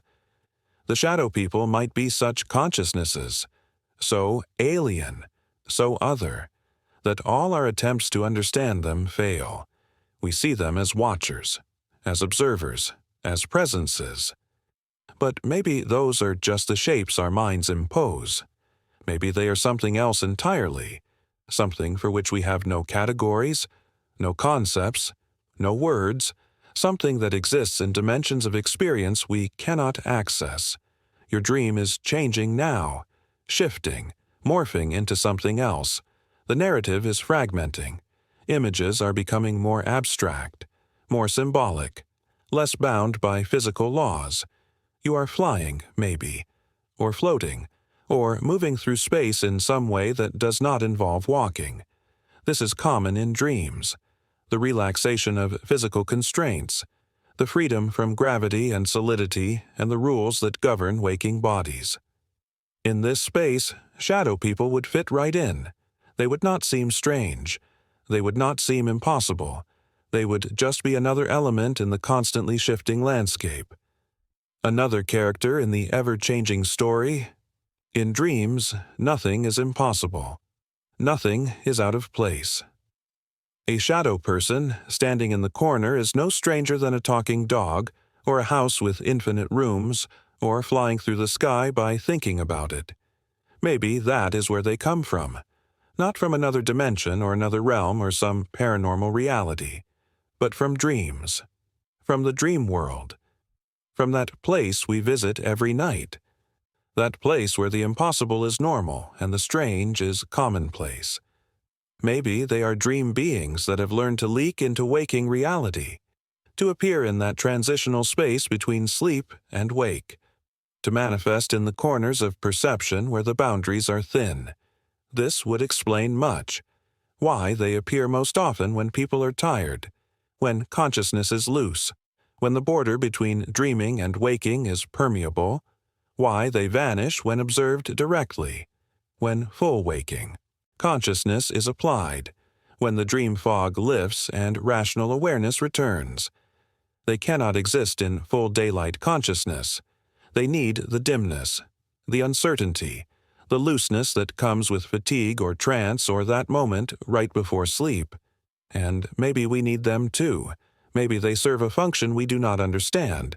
Maybe they are messengers from the unconscious, ambassadors from the dream realm, reminders that there is more to us than our waking consciousness, that we are deeper than we know, that vast territories exist within us that we rarely visit, that every night we travel to those territories and return with no memory of where we have been.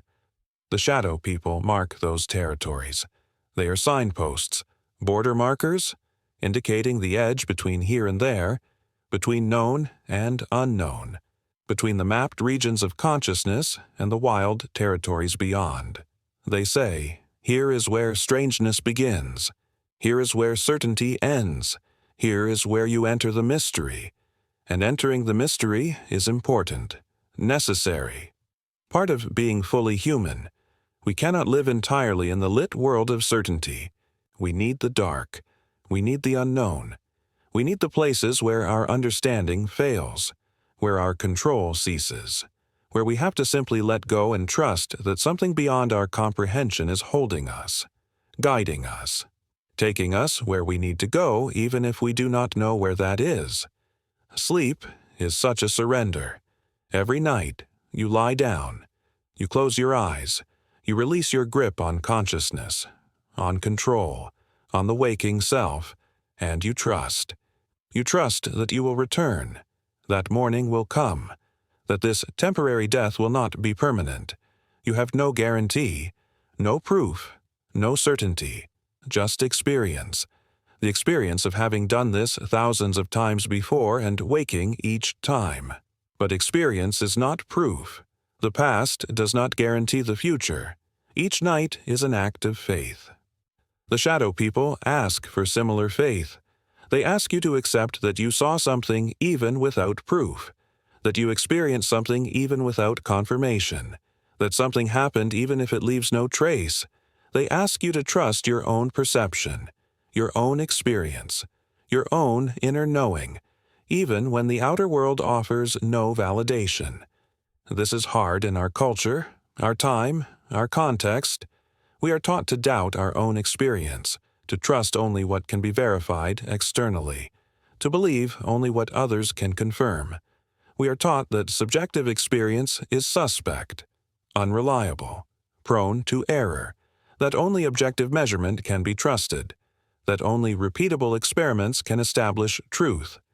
And there is wisdom in this, protection in this. We can be fooled. Our senses can deceive us. Our memories can be false. Our perceptions can be mistaken. We need external checks. We need verification. We need to be able to say, yes, others see this too. Yes, this can be measured. Yes, this is not just me. But taken too far, this becomes a prison, a cage. We lose trust in ourselves, in our own knowing, in our own experience. We become dependent on external validation, unable to know anything unless someone else confirms it, unable to trust anything unless it can be proven. We give away our power, our authority, our sovereignty over our own inner world. The shadow people, whether real or not, whether beings or hallucinations, whether external or internal, give us an opportunity to reclaim that sovereignty, to say, I saw something, I know what I saw, and I do not need anyone to believe me. I do not need proof. I do not need validation. I trust my own experience. I honor my own perception. I am the authority on my own reality. This is radical. This is powerful. This is frightening to those who have given their authority away, but it is also liberating, also empowering, also necessary if we are to be fully ourselves, fully autonomous, fully adult. We cannot live our whole lives asking permission, asking for confirmation, asking others to tell us what is real. We must know for ourselves, trust for ourselves, decide for ourselves. Your sleep is lighter now, much lighter. You are close to REM, close to dreams that you will remember, close to the surface of consciousness, but not there yet, still under, still resting, still allowing the night to do its work. This is the time when the body is most relaxed, when muscles are completely loose, when you are most vulnerable, most open, most receptive. This is when sleep paralysis occurs, if it occurs. This is when the shadow people appear most often, in this vulnerable state, this open state, this state where you are neither here nor there, neither fully asleep nor fully awake, neither fully in your body nor fully out of it, this liminal state, this threshold, this crossing. If you experience it tonight, if you wake but cannot move, if you sense a presence, remember what you have learned.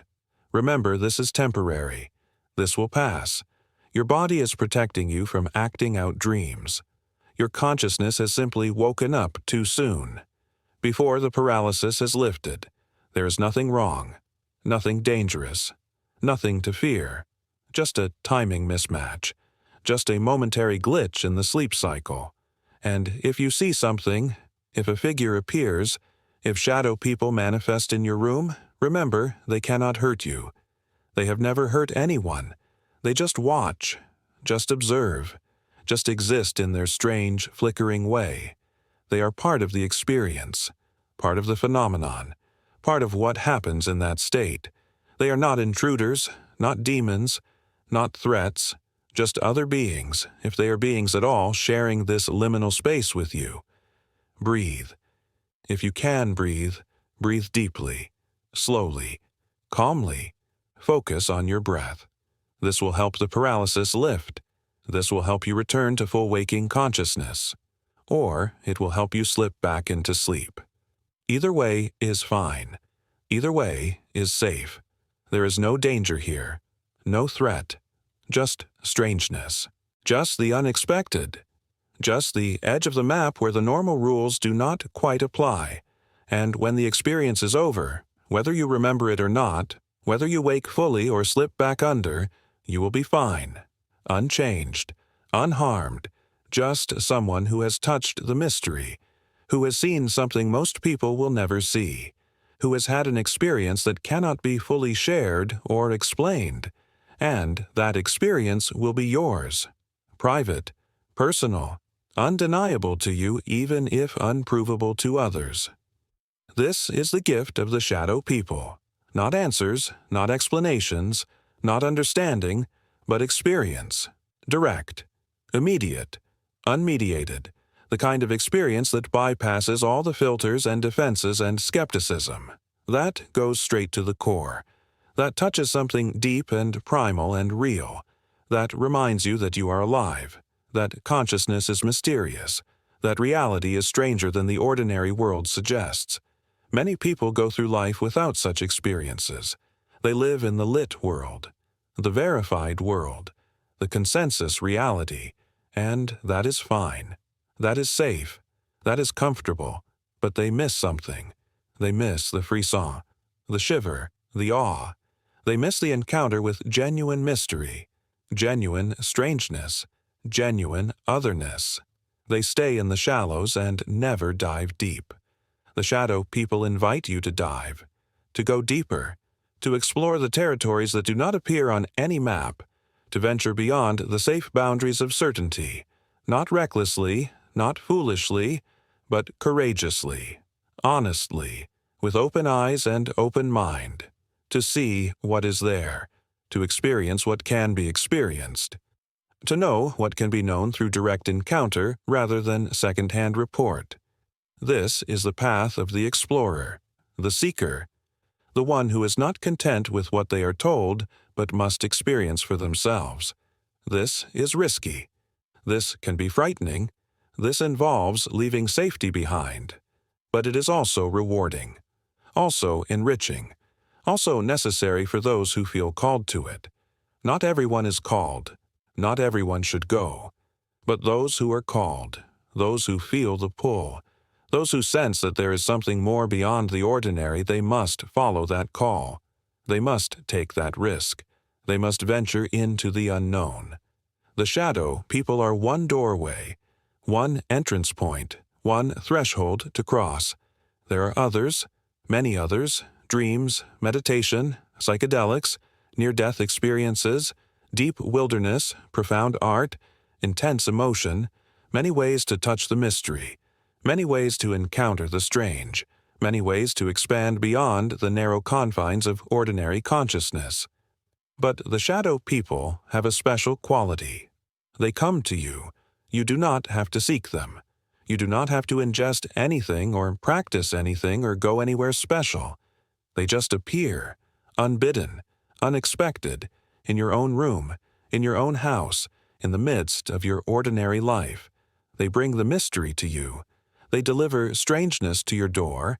They cross the threshold, so you do not have to. This is startling. This is unsettling. This is why many people react with fear. They were not seeking strangeness. They were just lying in bed, just walking down a hallway, just sitting in their living room, and suddenly the ordinary became extraordinary. The safe became uncanny. The known became unknown. They did not ask for this. They did not want this. They just want their ordinary life back. And it comes back. The ordinary returns. The shadow person vanishes. The room is just a room again. The hallway is just a hallway. Everything is normal. Everything is safe. The breach closes. The boundary reseals. The mystery retreats. And they are left with just the memory, just the question, just the slight crack in their certainty that will never quite heal. That crack is important. That question is valuable. That uncertainty is a gift, even if it does not feel like one. It means they have touched something real, something beyond the scripts and stories and comfortable lies we tell ourselves, something that reminds us that we do not have everything figured out, that reality is larger than our theories, that consciousness is deeper than our understanding, that mystery persists despite all our efforts to eliminate it. You are moving toward waking now, not quickly, not suddenly, but gradually, naturally. The night is ending. Your sleep cycle is completing. Your body is preparing to return to consciousness, to movement, to the day ahead. Your brain is shifting modes, moving from rest to activity, from unconscious to conscious, from dreaming to thinking. Soon you will open your eyes. Soon you will remember where you are, who you are, what day it is. Soon you will return to the ordinary world with its ordinary demands and ordinary pleasures. Soon the mystery will fade. The strangeness will seem distant. The shadow people will be just a story, just words, just something you heard about in a bedtime tale. But somewhere deep inside, something will remember, some part of you that does not use words, does not think in language, does not operate in linear time.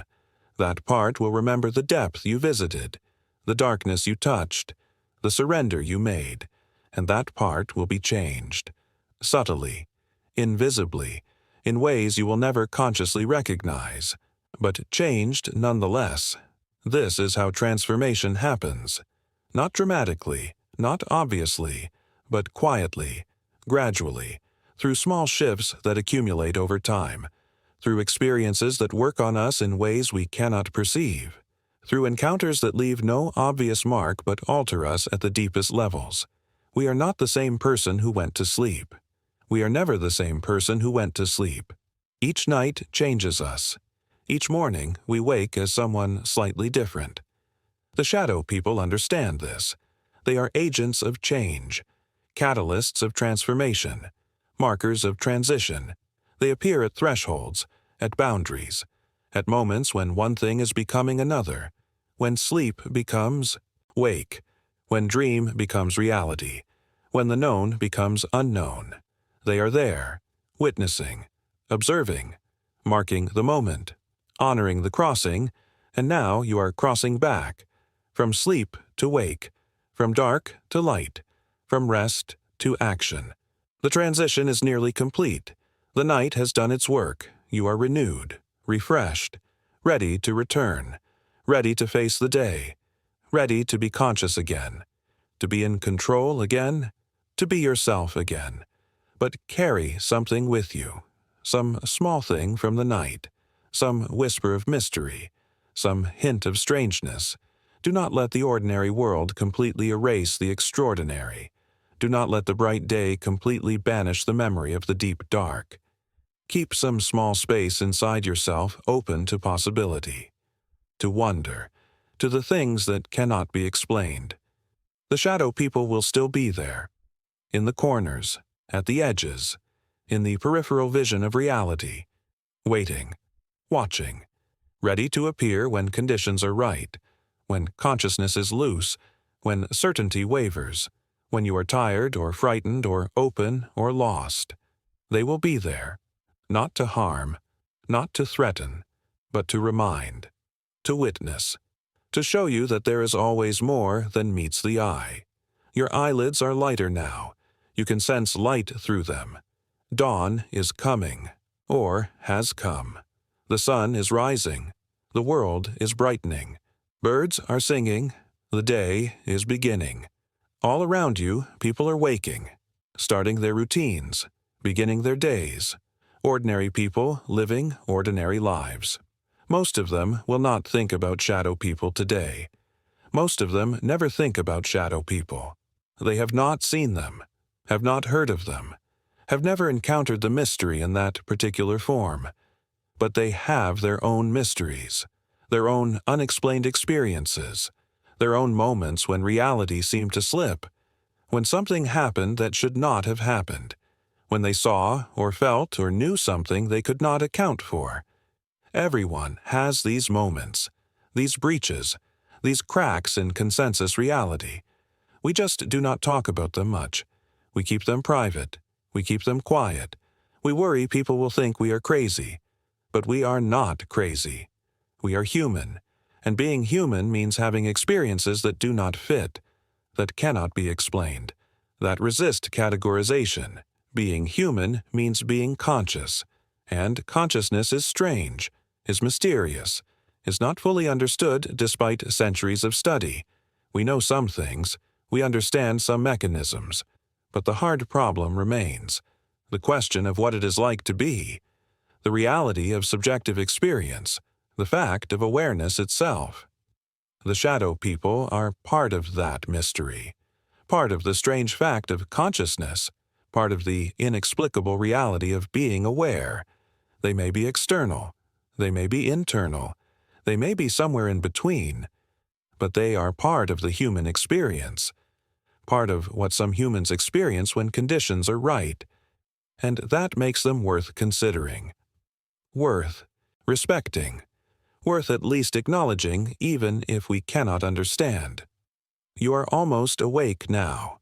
Almost ready to open your eyes. Almost ready to return fully to the waking world. Take a moment, just a moment, between sleep and wake. In that last threshold, that final crossing, feel what it is like to be between states, to be neither one thing nor another, to exist in transition, in flux, in change. This is where the shadow people live.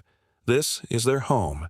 This betweenness, this liminal space, this eternal threshold, and then let it go. Let them go.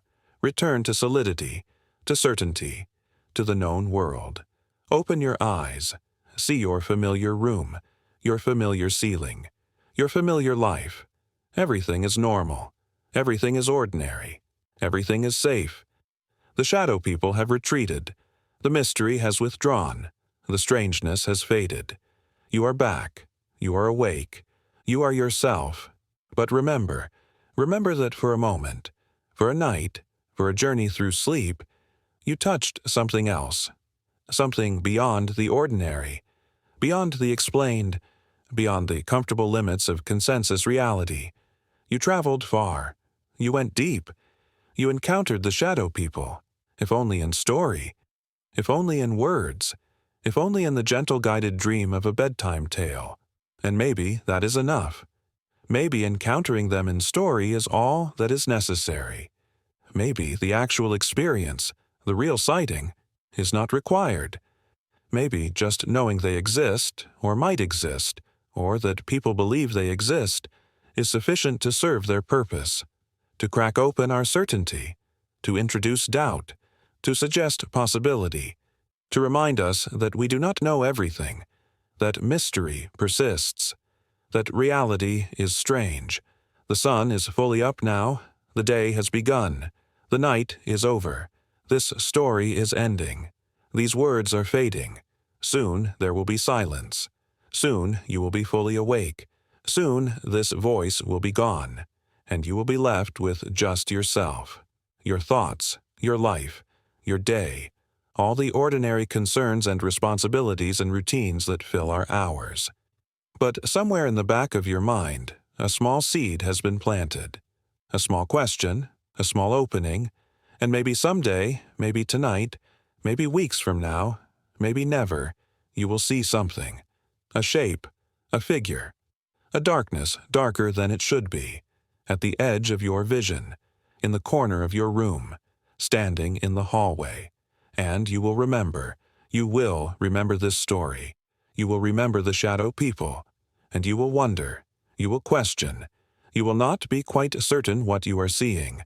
And in that uncertainty, in that questioning, in that momentary gap between perception and confirmation, they will exist. The shadow people will be real. For you, in that moment, in that experience, and that is all reality requires. Not proof, not verification, not consensus, just experience. Just the fact that someone, somewhere, sometime sees something and wonders what it is. This is how myths are born, how legends grow, how folklore spreads, through individual experiences that accumulate, that cluster, that form patterns. Each person sees something alone, keeps it private, wonders quietly, and then one day they hear someone else describe the same thing, and then another person, and another, and suddenly they realize they are not alone, not crazy, not mistaken. Others have seen it too. Others have experienced it too. And the myth takes shape. The legend solidifies. The shadow people step forward from the shadows, not quite into the light, but into shared awareness, into collective knowledge, into the space where individual experience becomes cultural phenomenon. And here we are, living in that space, sharing that awareness, participating in that phenomenon. The shadow people are now part of our folklore, our modern mythology, our digital age legends. They exist on forums and websites and YouTube videos and Reddit threads. They are discussed, analyzed, debated. Some believe, some doubt, some have seen them, most have not. But we all know about them now.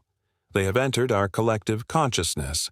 They have become part of the story we tell about what it means to be human in the 21st century. What will become of them? Will they persist? Will they grow?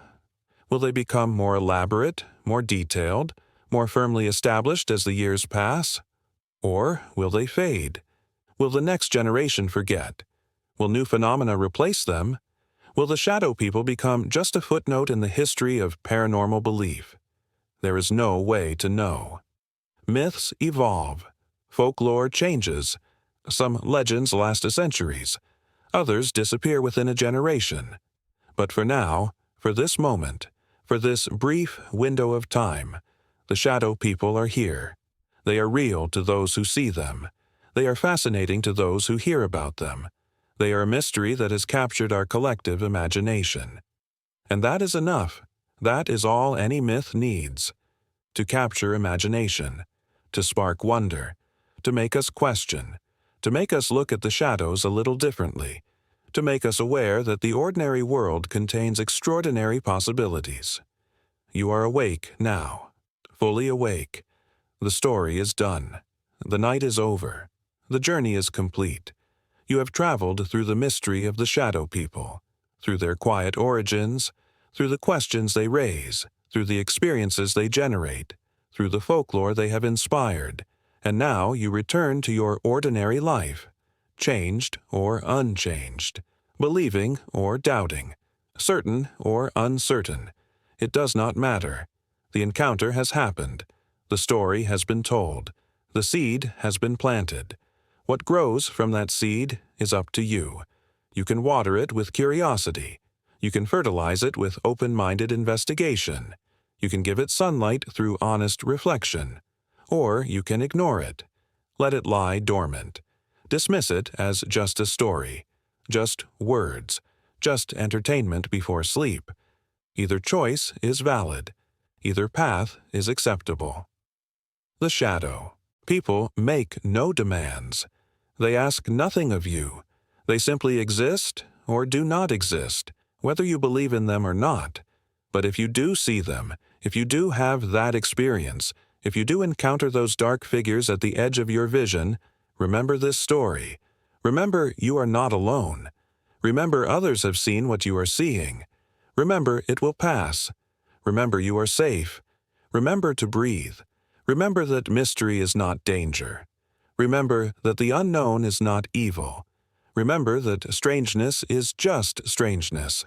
Not threatening, not malicious, just different, just other, just another aspect of the vast, complex, mysterious reality we all inhabit. And then, when the moment passes, when the figure vanishes, when your heart rate returns to normal, make a choice. Share your experience or keep it private. Seek explanations or embrace mystery. Join the community of those who have seen or remain quietly alone with your knowledge. There is no right answer, no correct response. Only what feels true for you.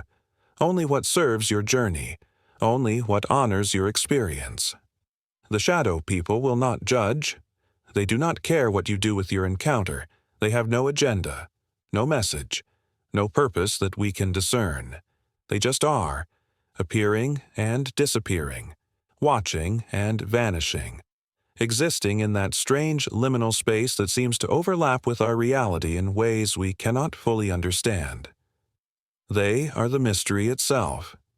Not the answer to the mystery, not even a clue, just the pure experience of encountering something that defies explanation. And maybe that is what we need most. Not answers, not solutions, not explanations, but encounters. Experiences that shake us out of our complacency, that crack our certainty, that remind us how much we do not know, how much we will never know, how vast and strange and incomprehensible reality truly is beneath our thin veneer of understanding. The shadow people offer this service, this gift, this reminder. They are the question mark at the end of every confident statement, the doubt that follows every certainty, the mystery that persists despite all our science and technology and knowledge. They are the wild edge of reality, the place where our maps run out, the territory beyond all knowing, and they invite us gently, persistently, to acknowledge that such territory exists, to respect it, to honor it, to leave some space in our worldview for the things we cannot explain. This is wisdom. This is humility. This is the mature relationship with knowledge, to know what we know, to know what we do not know, and to know that there are things we cannot know, things beyond the reach of our methods, things that will forever remain mysterious. This is not defeat. This is not failure.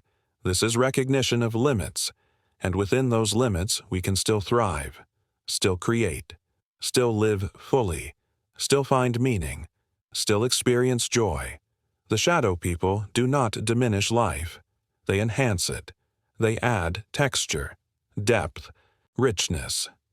They remind us that life is strange, that consciousness is mysterious, that being alive is itself the greatest mystery of all. We take it for granted. We forget how impossible it is, how inexplicable, how completely beyond any physical explanation. We are aware. We experience. We exist as conscious beings in a universe that seems designed for unconscious matter. This is the deepest mystery. And the shadow people are just one small expression of it, one small manifestation of the basic strangeness of being conscious in a physical world. So, thank them, if you encounter them. Thank them for the reminder. Thank them for the gift of renewed mystery. Thank them for cracking your certainty. Thank them for showing you that there is always more, always deeper, always stranger. Thank them and let them go. Back to their corners. Back to their edges. Back to their peripheral existence. They have served their purpose. They have delivered their message, wordless though it may be.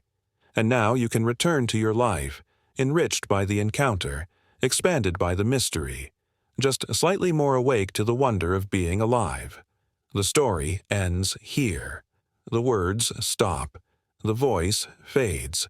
You are released back into your own life, your own thoughts, your own reality, whatever that reality may be, whatever it contains, however you choose to interpret what you have heard. The shadow people return to wherever they exist when they are not being discussed. And you return to being yourself. Whoever that is, whatever that means, however you understand your own existence in this strange, beautiful, mysterious, impossible universe. Sleep well, wake well, live well, and if you see shadows, remember they are just shadows. Probably, most likely, almost certainly, but maybe, just once in a while, they are something more, something other, something that watches and wonders about us the way we watch and wonder about them, something that exists in the spaces between, something that reminds us that reality is not fully known, not fully mapped, not fully understood, and that is okay, that is perfect, that is exactly as it should be. Mystery is not a problem to be solved. It is a gift to be received, a treasure to be cherished, a reminder that we are alive in a universe far stranger and more wonderful than we can possibly imagine. Good night. Rest well, and may your dreams be gentle, and your shadows nothing more than the absence of light.